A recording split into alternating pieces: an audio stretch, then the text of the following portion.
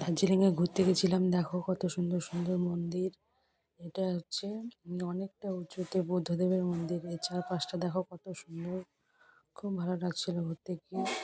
দার্জিলিং মানে সুন্দর। তো এই মন্দিরটা আমার খুব ভালো লেগেছে, অনেকটা উঁচুতে। হাঁটতে হাঁটতে পা ব্যথা হয়ে গেছিলো আর আমার এত ঠান্ডা লাগছিল যে আমার এই কানে দেওয়া এটা কোনো সময় ছাড়িনি। খুবই ঠান্ডা লাগছিল আমার। চারপাশটা কেমন লাগছে অবশ্যই কমেন্টে জানাবে। আর আমার এই ভিডিওটা যদি ভালো লাগে তাহলে অবশ্যই সাবস্ক্রাইব করে দেবে। তোমাদের সাবস্ক্রাইব আমাকে ভিডিও বানাতে মোটিভেট করে। তো এই জুতোগুলো খুলে গৌতম বুদ্ধের মন্দিরের ভেতরটায় যাচ্ছি,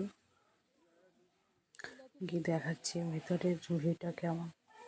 অনেকটা বড় এই মন্দিরটা, অনেকটা উঁচু ভেতরটা, অনেকটা উঁচু। আর মূর্তিগুলো দেখো কত বড় বড়।